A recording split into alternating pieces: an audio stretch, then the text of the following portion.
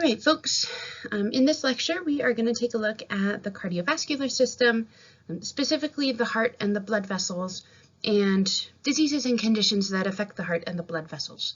In the next lecture, we'll talk about blood and the immune system and the lymphatic system and how those all work together and kinds of diseases that you'll see with the blood, so specifically our bloodborne pathogens. Our objectives for the lecture, as always, know these for the quiz, and you should do very nicely. So the cardiovascular system obviously is made up of the heart. That's where we get the cardio. No, not Cardi B. And vasculo, or cardiovascular system. It circulates blood all throughout the body in order to get oxygen and nutrients to your cells, and also to carry away waste products. Those is the main functions of the cardiovascular system. It also plays a pretty big role in temperature regulation in your body. Your blood is warm, and water retains blood very well, or sorry, water in your blood retains heat very well, and that's what helps you maintain your body temperature. Some combining forms that refer to the heart, these we'll see used a lot as we go through the lecture. You know cardio already. Atrio and ventriculo refer to an atrium and to a ventricle, respectively. And then valve has two combining forms, either valvo or valvulo, both of which refer to a valve. Angio and vaso both refer to just a vessel in general. Angio you'll also see used for other types of blood vessels like lymphatic vessels instead of just blood vessels. Arterio and arteriole, don't confuse the two of these. An artery is a larger blood vessel and arteriole is just a small artery. Aorto refers to the aorta, and then two words for vein, veno and phlebo. Veno is Latin, phlebo is Greek. You've heard of phlebotomy or a phlebotomist, right? You guys will learn how to do phlebotomy when we get to your back office skills. So the cardiovascular system is essentially a bunch of plumbing, a bunch of tubes running through your body with a big pump in the middle, and the pump obviously is your heart.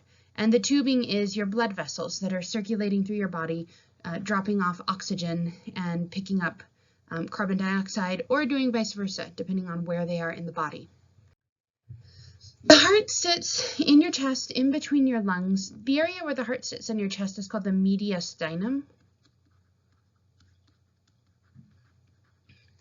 And mediastinum just refers to something that's in the middle of the chest.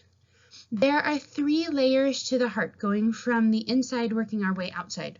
On the inside, the innermost layer is the endocardium, and our prefix there, endo, means inside. Anytime you see in, either in or en, that's referring to something interior.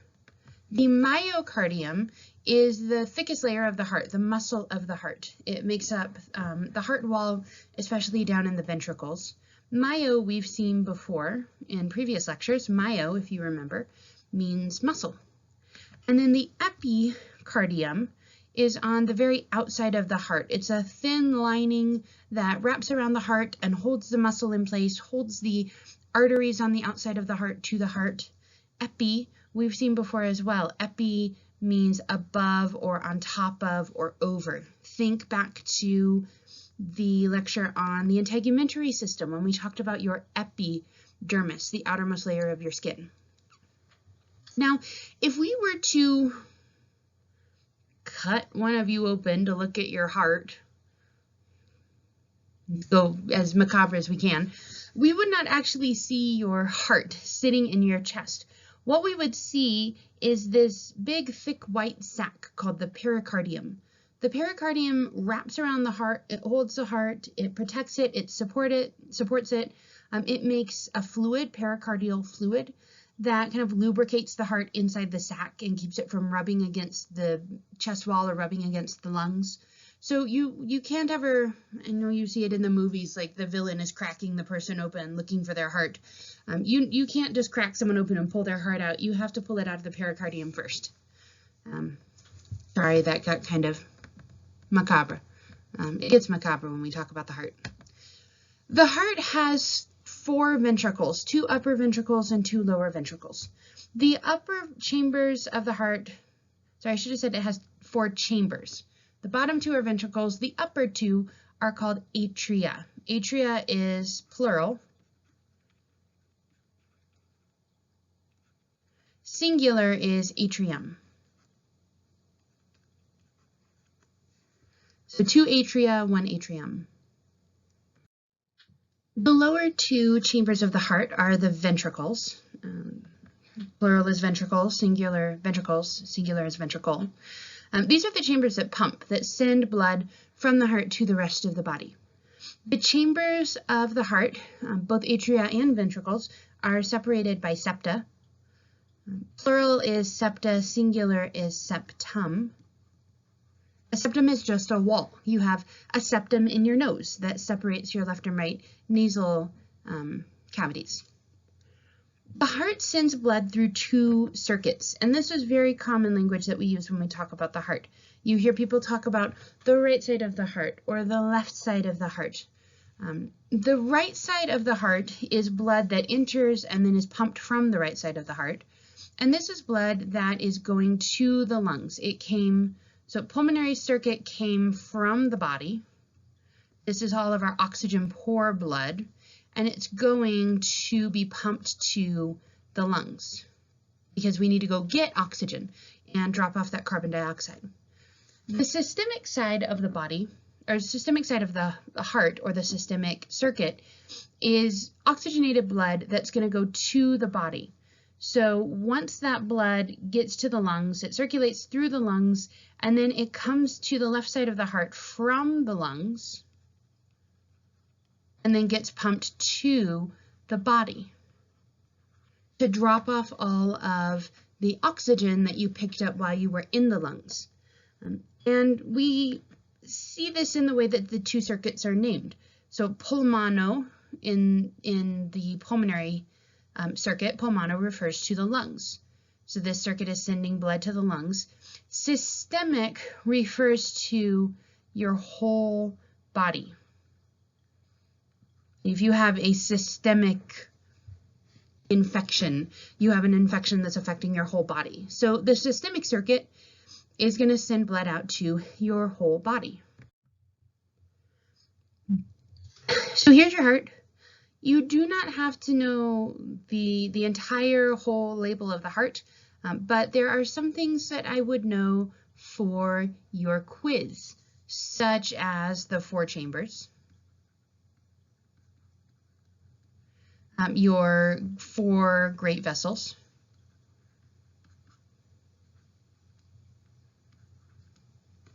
the 4 valves. Those would be a good thing to know about the heart. So we're going to trace blood flow through the heart. This can be a little complicated. It can be hard to visualize as well. So I will find and post a video that shows blood flowing through the heart. I would spend some time practicing this, because if you know it well and if you're very familiar with it, you should nail a great deal of the test. So let's start with the right side of the heart. When you're tracing blood through the heart, you always want to start on the right side. And remember, when we're talking about right and left in organs, we're talking about the patient's right and the patient's left. So our right and left should look flipped here, and that's intentional.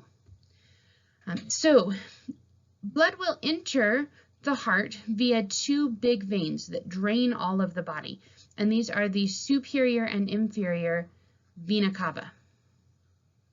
The inferior vena cava drains blood from the chest and the abdomen and the legs. The superior vena cava drains blood from the head and the arms, and that blood is going to enter the right atrium. From there, that blood will be pumped from the right atrium down into the right ventricle, and as it goes into the right ventricle, it passes through a valve, this right atrioventricular valve, or the tricuspid valve. This valve is here to serve as a one-way control to make sure that blood goes down into the ventricle and to make sure that blood doesn't run backwards. We don't want blood running backwards. That's bad. That results in really, really bad things with the heart and the lungs. As a general rule in your body, you don't like stuff running backwards. Think about the last time that you spent a night wrapped around a toilet. It's bad things when stuff runs backwards. So those valves, as soon as blood goes from the atrium to the ventricle, those valves will slap shut so that that blood is now trapped down here in the right ventricle. From the right ventricle, then, the right ventricle will contract and send blood up to the pulmonary arteries. And you can see as blood goes from the right ventricle to the pulmonary arteries, it passes through another valve. This is the pulmonary valve, named for the pulmonary artery that it blocks. And the same principle is true here. This valve is making sure blood doesn't go backwards from the pulmonary artery back into the ventricle.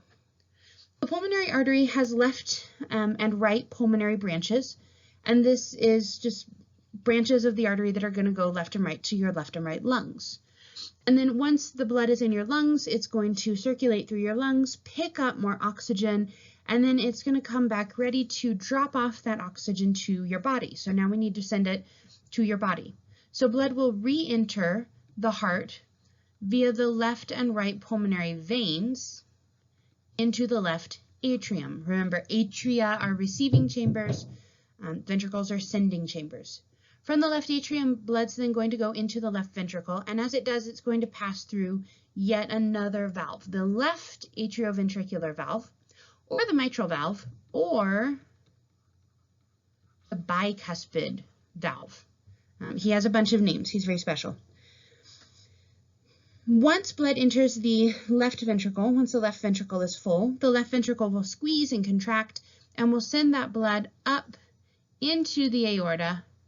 And again, we pass through another valve, the aortic valve, to make sure that blood doesn't run backwards from the aorta into the left ventricle. That blood will travel through the aorta.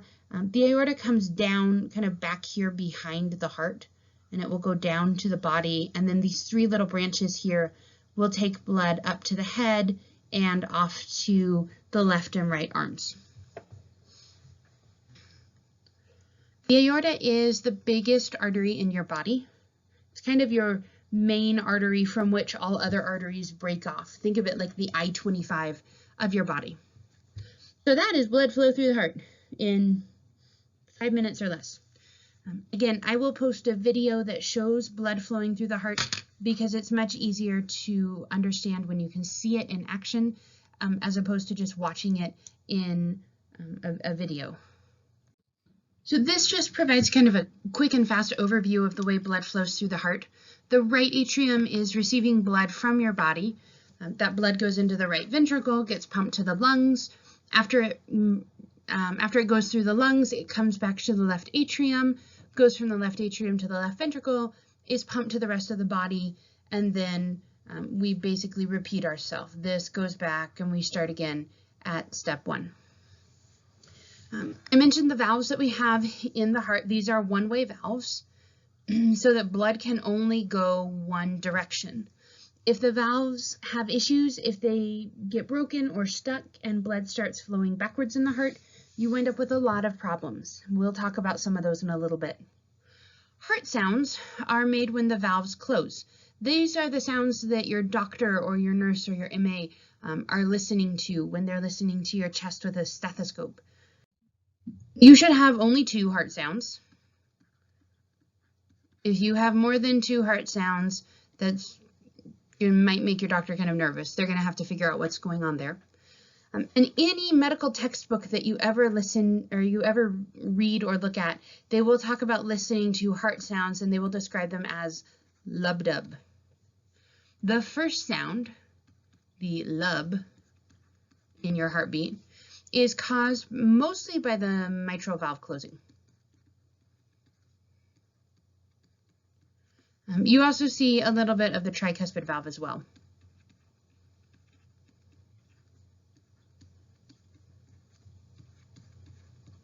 But those two valves slap shut, and that's what you hear during the first heart sound. The second sound, the dub,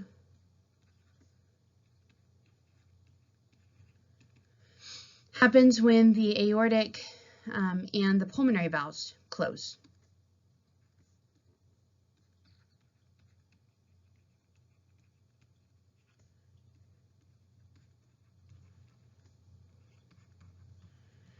Any extra sound that you hear, a click or a whooshing sound or a gallop, any third sound would be a heart murmur. And then you would go and figure out what is causing that heart murmur and can you address it? Is it something that would be life-threatening?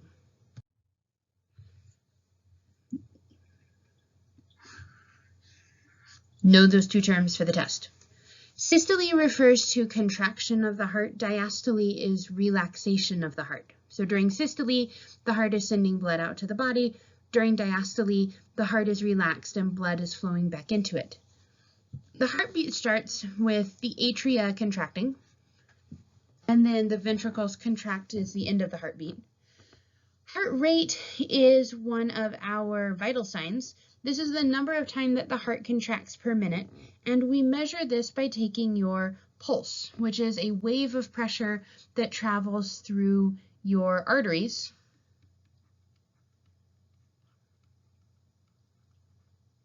Each time the heart contracts, each time the ventricles contract, you get a little wave of pressure as blood is forced out of the heart into the arteries.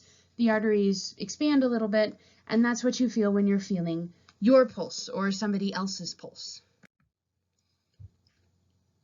When the ventricles contract, this is stimulated by an electrical signal. The whole heart contraction is run by electrical impulse. And we can trace it going from the top of the heart down to the ventricles in this order, starting at the SA node. This is your heart's pacemaker.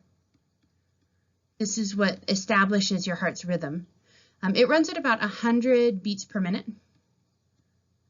It's usually tamped down a little bit by your vagus nerve, but about 100 beats per minute.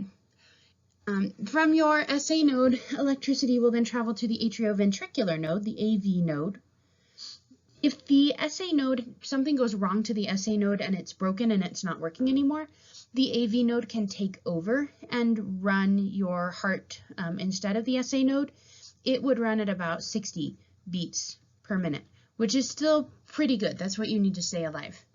From the atrioventricular node, electricity goes into the atrioventricular bundle, then into the bundle branches, and then up into the Purkinje fibers along either side of the ventricles. And that's what we see in this picture right here. So here's your SA node, very, very high in the right atrium. When the SA node fires, electricity travels across the atria and down the atria at the same time to make the atria fire. It also travels down to the AV node right here. And then the atrioventricular node will fire, sending electricity into the AV bundle or the bundle of His. I don't remember who His is. I hope he appreciates what we named after him in the heart. And then you have right and left bundle branches that take electricity down to the bottom of the heart and wrap up around to the top of the ventricle. These are the bundle branches are the ones that travel through the septum, and then these little fibers out here that you see are your Purkinje fibers. Purkinje was a Polish physician. He was very, very into study. He named like a good half dozen things in the body after himself. You have Purkinje fibers, you have Purkinje nerve cells. He was very prolific. The electrical system of your heart runs all on its own. You do not need your brain to tell your SA node to fire. Your brain plays no role in that. This is why you can have a patient who is brain dead, but their heart is still beating on its own. Now we measure the way that electricity moves through the heart via an ECG, an electrocardiography. You guys will learn how to hook someone up to an ECG, or EKG if you prefer the German spelling. You will learn how to hook someone up to this. You will not learn how to read an EKG, generally speaking, because that takes years and years and years and years of medical school and then further years studying as a cardiologist. But to a trained cardiologist, the heights of all of these little peaks and the spaces in between these little intervals, these all mean something to a professional, and he can look at what's going on there and tell where you might have issues or damage in the heart. So there are 4 waveforms in an EKG that you'll see. The very first one is this P wave right here. The P wave is the atria contracting.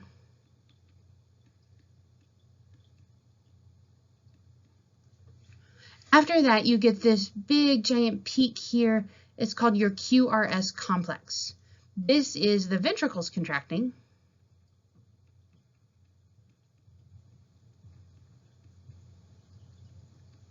And the atria relaxing. After the QRS complex, you see the T wave right here. This is the ventricles relaxing.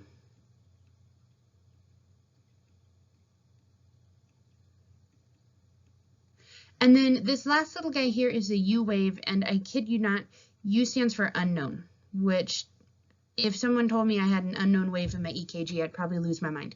But this shows up sometimes in certain people and not in others, and what causes it is not known. That's why they call it the unknown wave.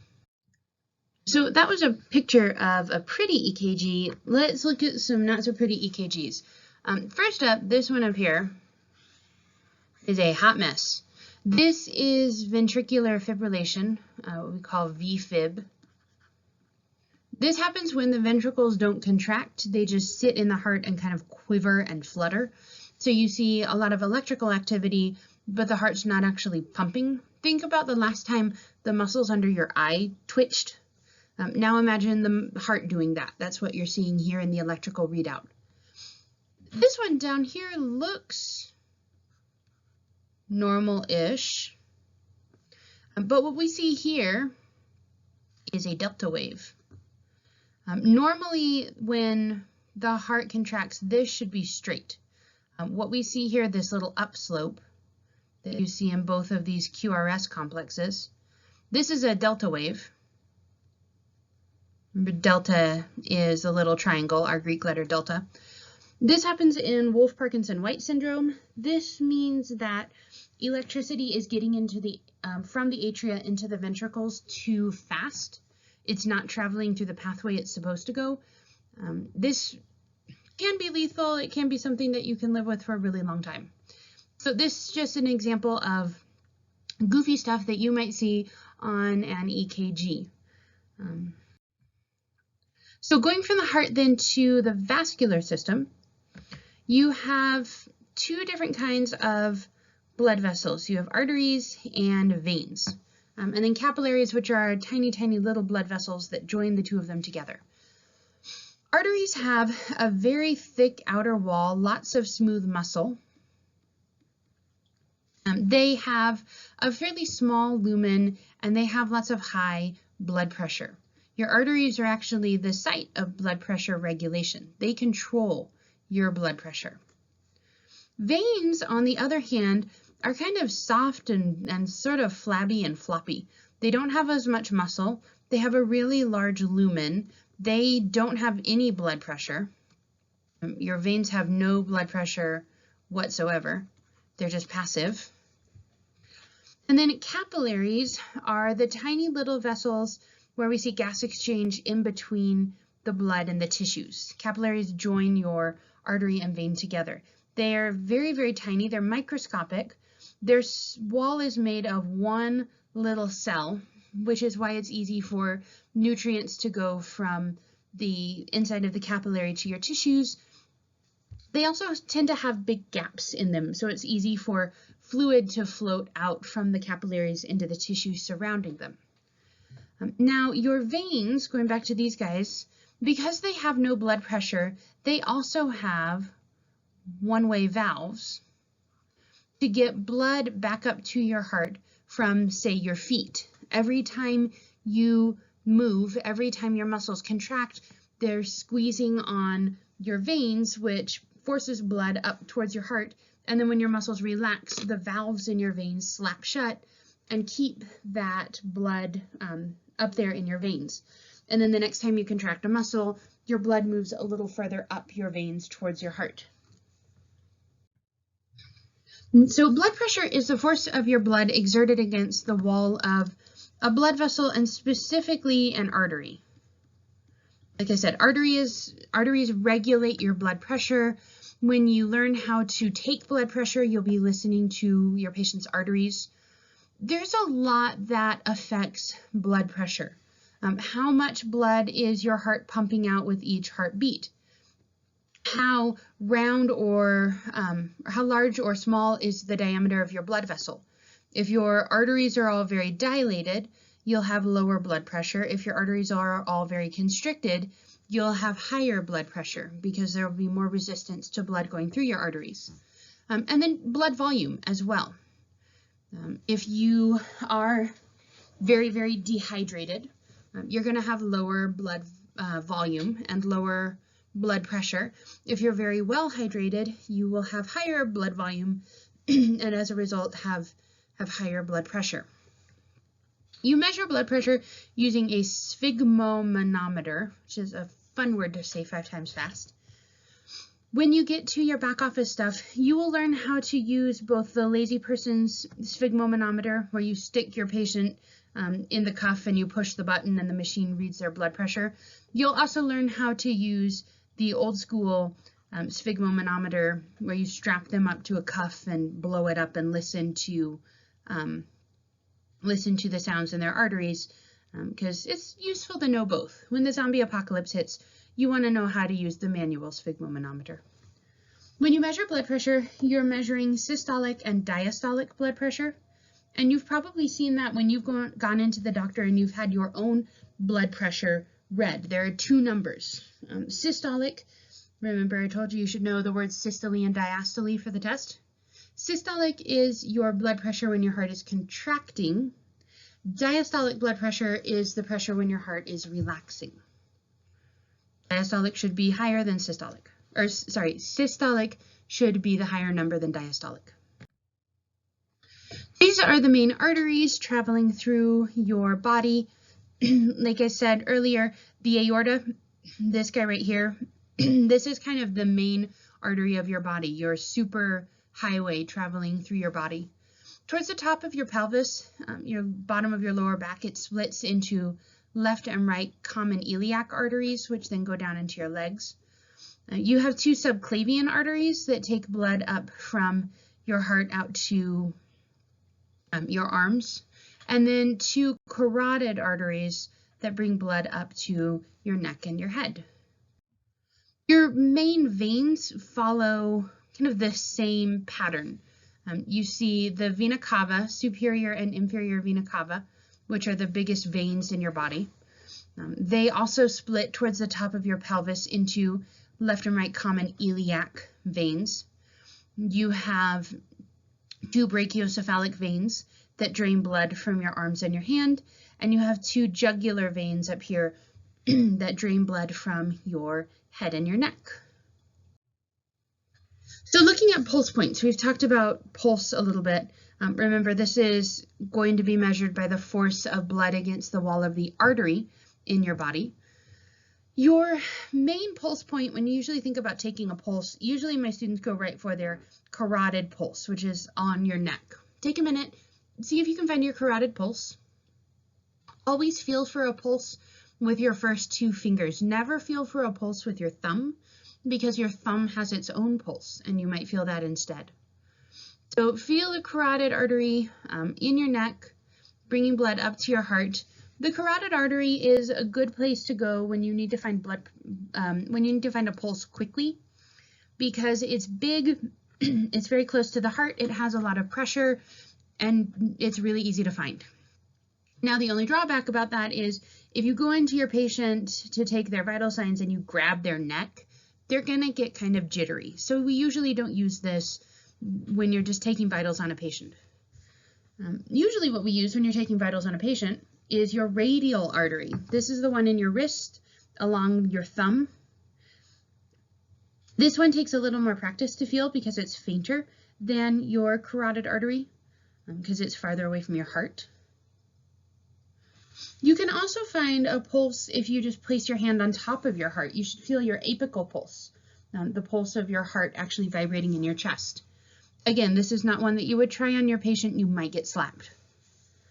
For those of you who are interested in peds, the brachial pulse is what we use on infants and young children. If you have like a little 2-year-old, a toddler, a baby at home at your disposal, try. The brachial pulse is the inside of the upper arm.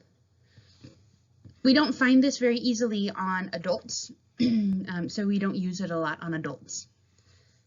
And then traveling down the body, the femoral pulse is found right in the inside of the groin, where the iliac artery comes very close to the surface of the skin. Again, this is not a pulse that you would normally use on your patient because you're going to get slapped. But this can be a good way to start determining, maybe say your patient had an accident and their legs have been badly damaged. This is a way to see how blood is flowing down to the legs. Do you have a nice strong femoral pulse in each leg, or is one stronger and one weaker? The popliteal artery travels back behind the knee. Anytime you see popliteal, this is referring to the back of the knee.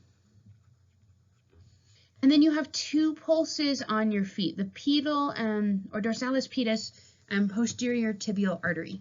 The posterior tibial artery is the back of your ankle. The dorsalis pedis is along the top of your foot, kind of right back behind your big toe. Obviously, these are not common pulses. You've probably never gone into the doctor and they're like, okay, take off your shoes, let me feel your pulse. But again, these would be used if you had a patient who came in with bad leg damage and you wanted to assess how well blood is getting to the legs and the feet. You would compare the dorsalis pedis and the posterior tibial pulse in your patients on both sides. Since you're all probably at home right now watching this, go ahead, pull your shoes off, see if you can find your posterior tibial and your dorsalis pedis artery. They're very, very hard to find. These are some key terms that will be very helpful while you're studying and working on your homework. Most of these we've gone over. If you have any questions about them, as always, please drop by office hours and we can go over them. So let's talk about clinical stuff that affects the circulatory system. Atherosclerosis is buildup of fatty deposits within arteries. This is of particular concern when we talk about your cardiac arteries, the ones that bring blood to the muscle of your heart. Lots of risk factors for atherosclerosis. Maybe the biggest one that you can control is smoking. That will do a number on your arteries. A lot of it you can contribute to imbalance in diet.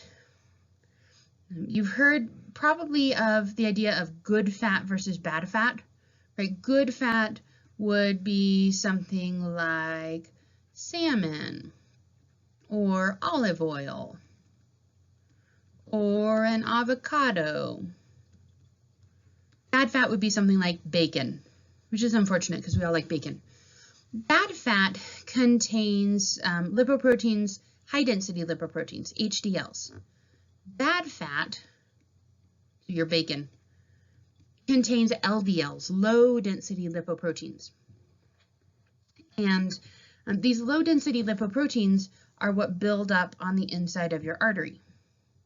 Now, high-density lipoproteins from the salmon and the olive oil and the walnuts and the avocado actually come along and vacuum up this low-density lipoprotein off of the walls of your arteries. So if you have a diet that's very high in good fat and HDLs, that will reduce your risk of atherosclerosis. High blood pressure will contribute to atherosclerosis. Inactivity is as well. Inactivity decreases your HDL levels. Stress will contribute to atherosclerosis, And there does seem to be a pretty strong genetic component as well. If you have heart disease or cardiovascular disease that runs in your family, you're at higher risk for a number of things. These are a couple of words that I would definitely know for the quiz. Thrombosis refers to formation of a blood clot. So if you fall down and cut yourself and you start bleeding, eventually you will make a blood clot, and that is a thrombosis. The thrombus is the actual blood clot. And when we talk about blood vessels, quite often we're talking about a blood clot inside a blood vessel that's blocking off blood from getting to those tissues. Now, if part of that blood clot, here's your blood vessel, here's your blood clot right here, here's the rest of your blood vessel.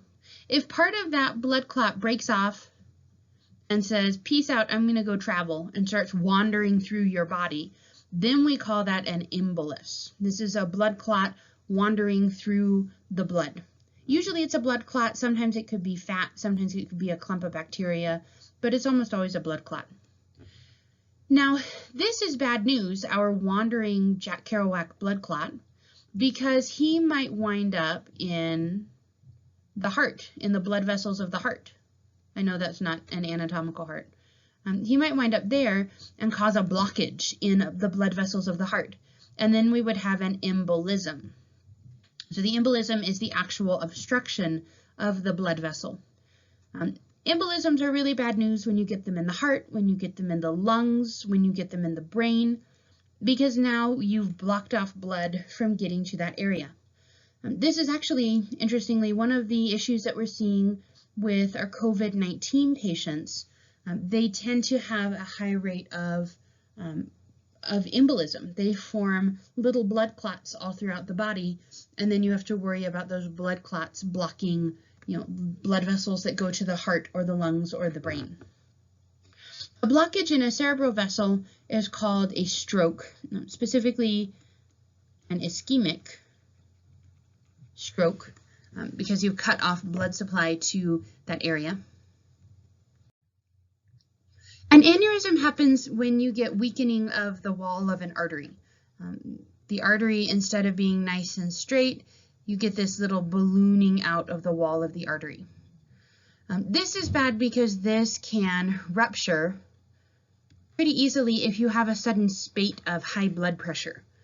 Aneurysms can be caused by atherosclerosis. You can be born with an aneurysm. If you had injury to the wall of the artery, that can also cause an aneurysm. The issue with aneurysms is you usually don't know that you have one until it ruptures. And then once it ruptures, unless you're inside the ER and maybe on the operating table, you're probably going to die. You're probably going to bleed out into your body very quickly. This is an example of an aneurysm in the abdomen, in the aorta. So we see here, we're looking at this from 3 different sides. Here's front on right here. Here's the bottom of the heart that you can see on all 3 sides.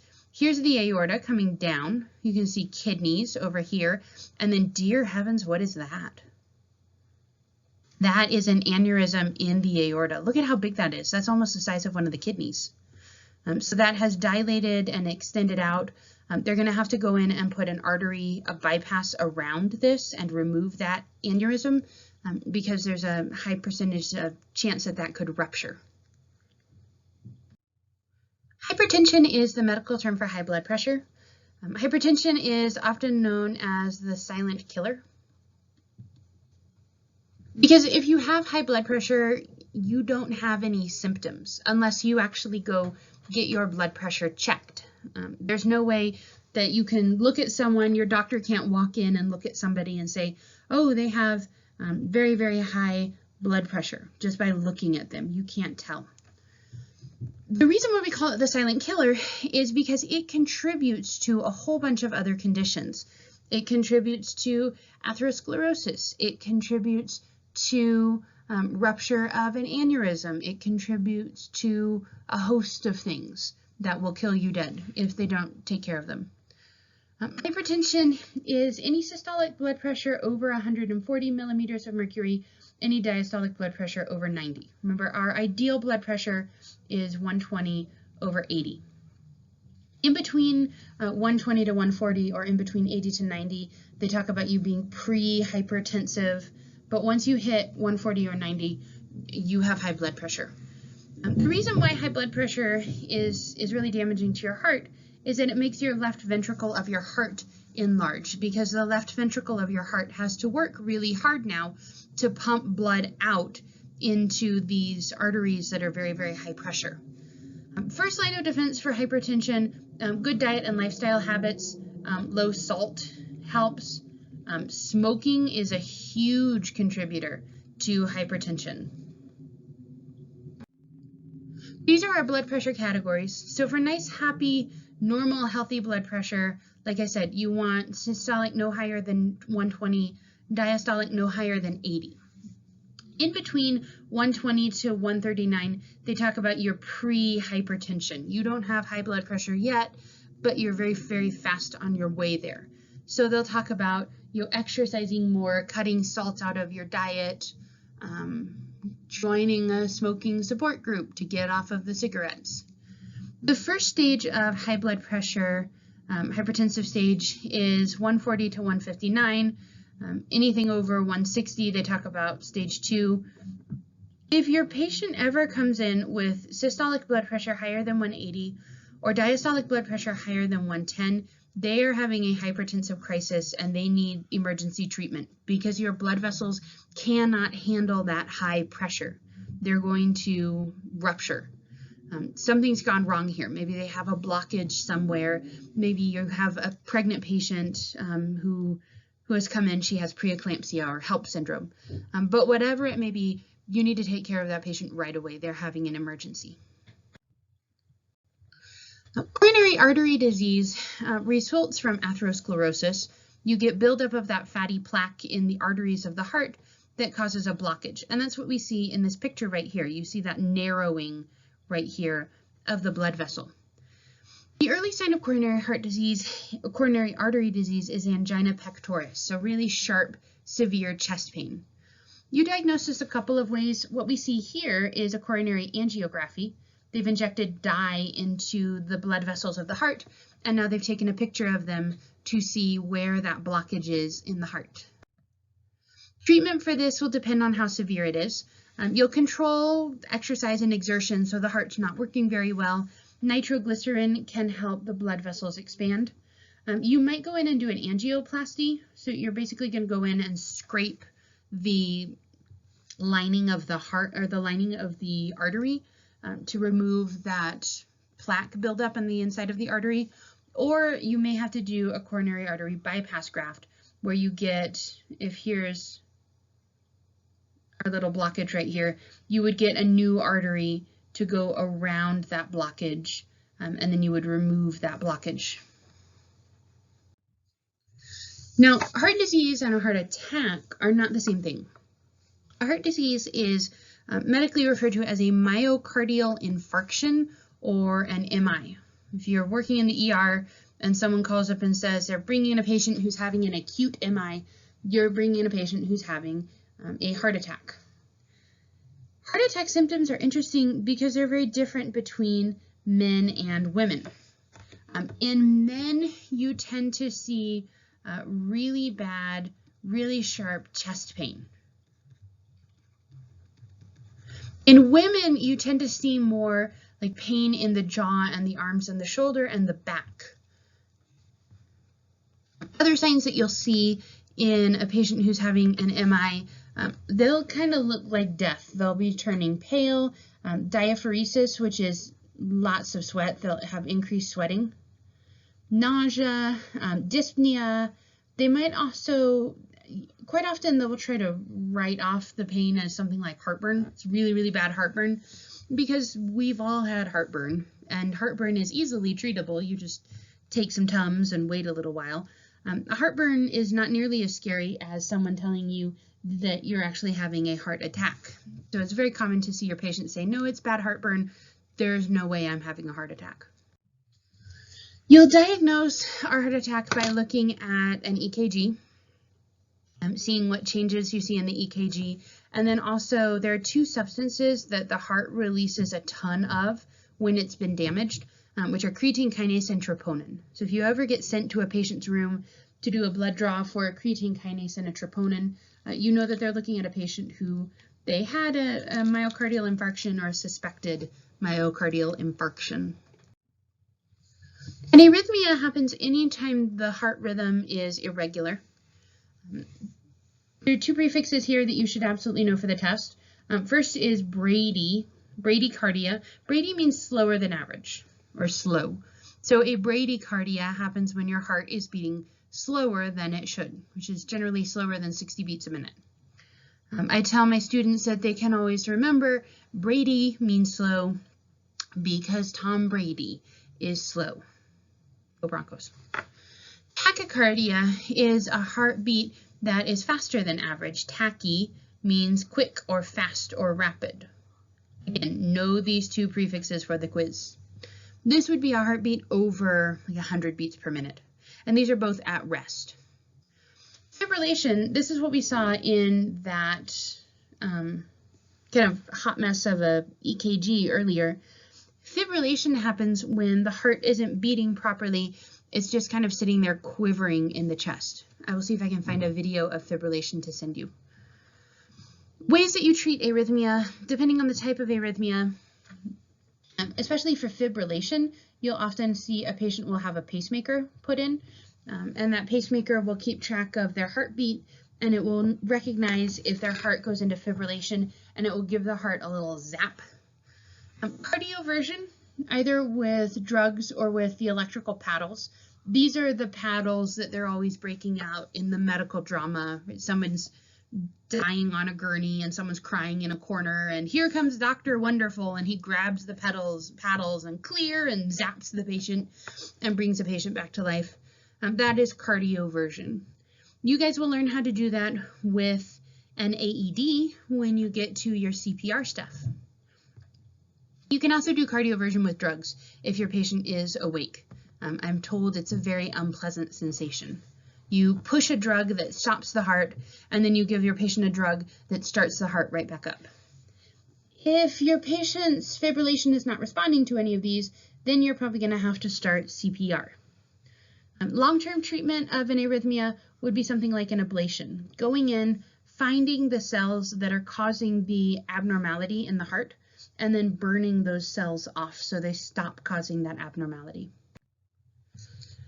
Heart failure occurs when the heart doesn't empty all the way when it contracts, and this leads to edema, a buildup of fluid in the heart and in the lungs. You can treat this with medications that will help you get rid of fluid from the in the urine, medications that will help the heart pump a little faster. But generally speaking, once your patient is diagnosed with heart failure, they're going to have to go on a transplant list and get a new heart. Congenital heart disease, these are birth defects that your patient could be born with. There are a whole bunch of them. You can see breaks in the septum, patent ductus arteriosus, where the ductus arteriosus doesn't separate, a heart murmur due to abnormality of the valves in the heart, and then correctation of the aorta, which is narrowing of the heart. I'll show you most of these in a little bit. Most of this needs to be corrected surgically, and usually it needs to be corrected surgically pretty early in life. So when you hear about a baby that's born and they're doing open heart surgery on it 4 or 5 days or a week or two after it's born, this is why it was born with some kind of heart birth defect. So some examples of things that you'll see. Normally in the heart, there's a little hole in between the left and the right atrium before the baby is born, and that's supposed to be there. That allows blood to go from the right atrium all the way over to the left atrium and then get pumped out to the body. Because remember, on the right side of the heart, we're sending this blood out to the lungs, which is great when you're alive and you need to send blood to your lungs. But if your patient is in a uterus, if you're a baby in the womb, you don't need to send blood to your lungs because all of your oxygen is coming from mom through your umbilical cord. So we just send blood when it gets to the heart right back to the left atrium and then send it back out all over the body. Now this hole is called the foramen ovale.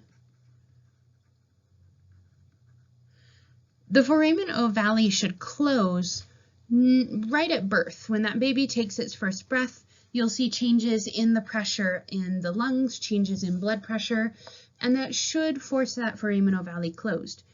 If it doesn't close, there are some drugs that you can give that will make it close. If those don't work, then you need to go in and surgically close the foramen ovale. Sometimes you'll see issues with the ventricles, with the septum between the ventricles, if it doesn't form all the way, and then you have blood mixing, oxygenated and unoxygenated blood that mixes. This will need to be surgically closed as well. This is coarctation of the aorta down here. You can see this narrowing of the aorta as opposed to a nice normal healthy aorta. This will need to be fixed. And then patent ductus arteriosus. Before you were born, not only do you have a little hole in between your atria, you also have this tiny little artery that connects your pulmonary artery and your aorta. And the point of this is that if blood gets in the pulmonary artery, it can just go into the aorta, again, because we're bypassing sending blood to the lungs. We don't need to send blood to the lungs. You're getting all of your oxygen from your mom. You don't need to send any blood to the lungs to get oxygen. Now again, once that baby is born, and once it takes its first breath, that ductus arteriosus should close. And then each aorta and the pulmonary artery are both separate from each other. If that doesn't happen, you may have to go in and surgically close the ductus arteriosus as well. Rheumatic heart disease is not something that you see a whole lot of in the US. This happens after a strep infection. Think about the last time that you had strep throat. Probably you went to the doctor, you got your throat cultured, you kind of gagged a little bit as they stick that swab down there, and then they send you home with antibiotics, and then you're good, you're done. Your strep throat goes away after, a week and a half on antibiotics. But if you live somewhere where it's not easy to access antibiotics or where you cannot afford antibiotics, you live in the middle of Chad, in Northern Africa. You live in the middle of Chad and there's no pharmacist around and no doctor around, and you have a really bad sore throat, so you just kind of ride it out until it goes away. There's always the possibility that that strep bacteria will travel from your throat down into your lungs. And when it gets into your lungs, it gets into your bloodstream. And when it gets into your bloodstream, it comes back to your heart. And the first thing it encounters when it comes back to your heart is that mitral valve on the left side of the heart. And that bacteria will then set up shop on the mitral valve and colonize the mitral valve and live all over the mitral valve. And this means the mitral valve isn't going to close properly anymore. And so you'll see blood will flow backwards from the heart into the pulmonary veins, and blood will flow backwards into the lungs. And this will result in edema in the lungs. And it will also result in an enlarged left ventricle.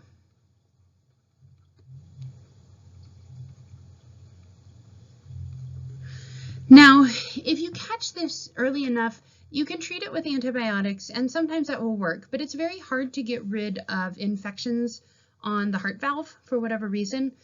So if this is Streptococcus buildup on the heart valve, if your patient has rheumatic heart disease that's been going on for a while, you may have to go in and replace the valve. Sometimes with a little mechanical valve, sometimes actually with a valve from a pig heart, because those look very similar to human hearts. Again, you don't see a lot of this in the United States, but if you have maybe a patient who's coming in from outside the country, you might see that in them. Some issues that you can see of the veins. Varicose veins occur when your valves in your veins don't work properly. So normally the valves should stay shut when blood moves through them, and then stay shut, and then when blood moves through them, they open up, blood can go through them, and then once that blood is up there, they shut. If you have veins that have valves that are just constantly open, then blood can move however it wants. It gets turbulent, it can go backwards behind the valves, and that's where you get these varicose veins, these tortuous, twisted veins. There's a lot that contributes to varicose veins. Probably the biggest one that you need to be concerned of right now is standing all the time, because you are all going into the medical field where you'll be on your feet for 12, 14 hours a day.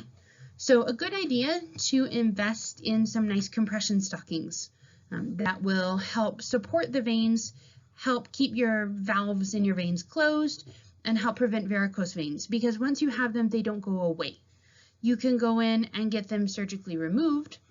You can get those veins stripped, but there's no reversing them once they happen. So I know that compression stockings are very comfortable and very pleasant and, super sexy, but they're also really, really good for your legs. So, ask for a couple of pairs for Christmas or your birthday. Now, varicose veins are a concern because varicose veins increase your risk of phlebitis, which is inflammation of a vein. And that's what we see in this patient right here. In a patient with phlebitis, you'll see the vein will be very, very hard. It will almost feel like a hard little rope under the skin. It will be incredibly tender to the touch, and you'll see this red patch of skin on top of the inflamed vein. Causes of it, sometimes you'll see this with infection, especially infection of the skin right above the vein. If you have injury to the vein or just poor circulation, that will increase your risk. Damage to the valves. So if you have varicose veins, that will significantly increase your risk of getting phlebitis. The concern with phlebitis is that that inflamed vein might create blood clots. And then if those blood clots get out of the vein and start wandering through the body, then they might block a blood vessel in the heart or the lungs or the brain, and then you have a very bad night in the ER. Phlebitis is most concerning if it occurs in your deep blood vessels, your deep veins, and the deep veins especially above the knee. If it's in little superficial veins below the knee, you're probably going to be okay. Elevate them, put some heat on them, take some aspirin, you should be fine. You have here a whole bunch of key terms referring to the cardiovascular system and cardiovascular disease. As I've said before, I'll let you read through these on your own, just because you don't want me to read through all of them. That would be tedious. Most of these we've seen already. So let's talk a little bit about your lymphatic system. The lymphatic system serves to return extra fluid in your tissues to your bloodstream. It also keeps your blood safe from impurities, particularly pathogens, bacteria, viruses, parasites that your lymphatic system might pick up in your body.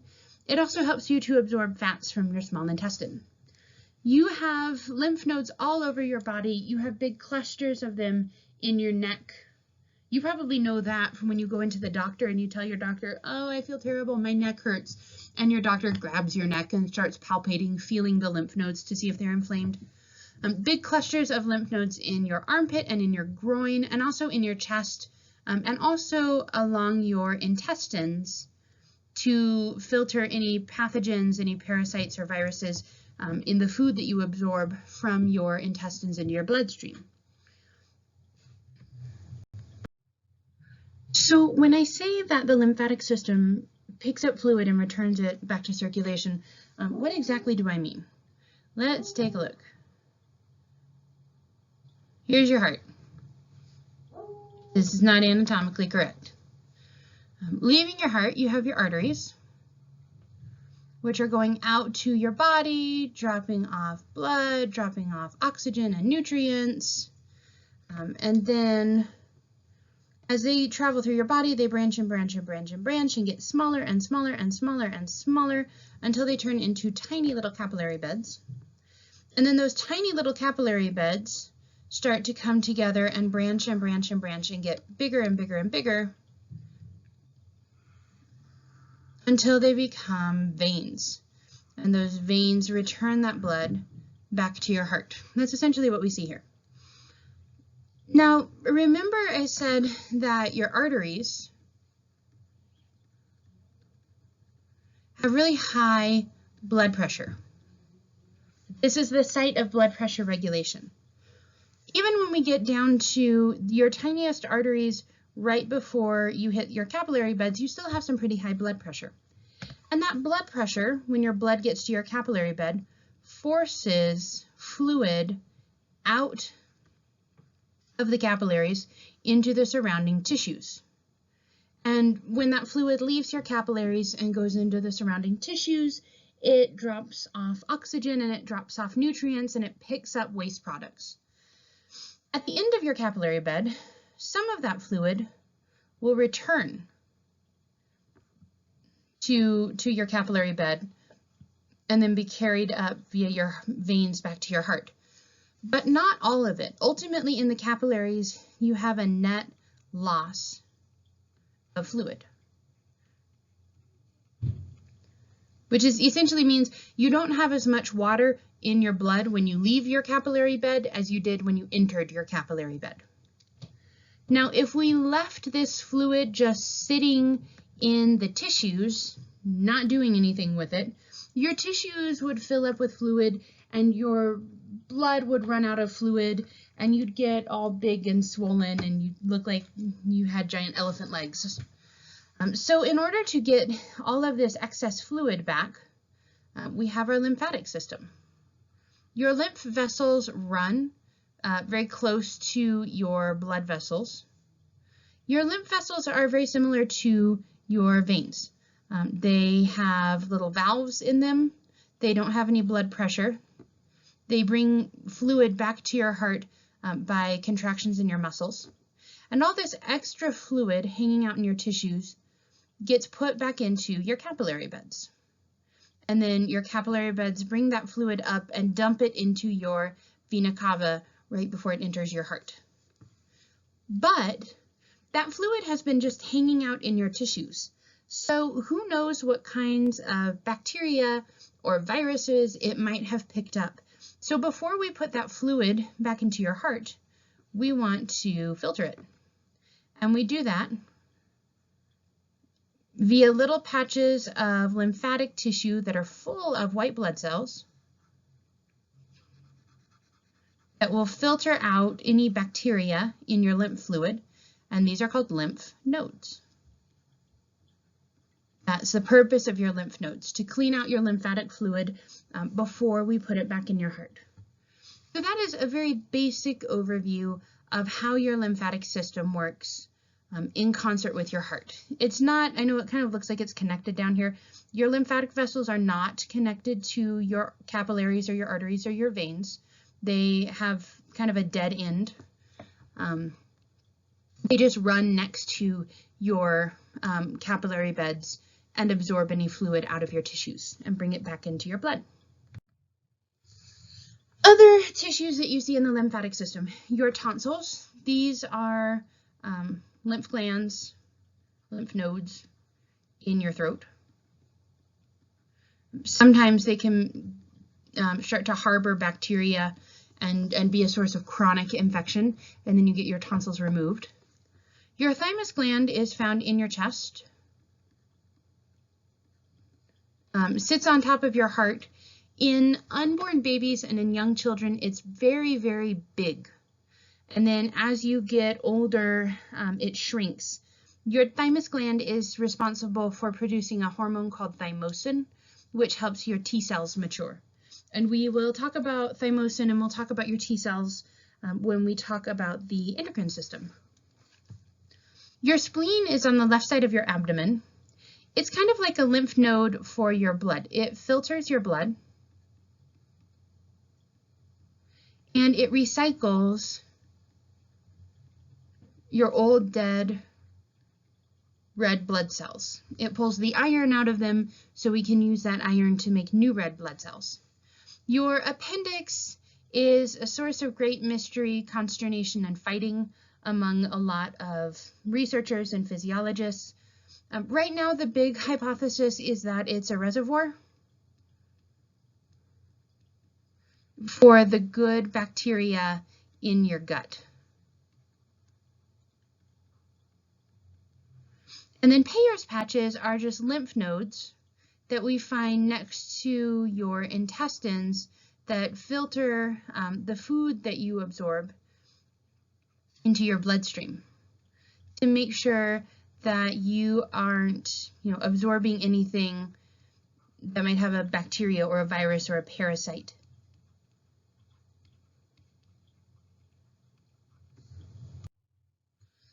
This is just showing the pathway of lymphatic vessels through the body, as well as where you see big patches of lymph nodes.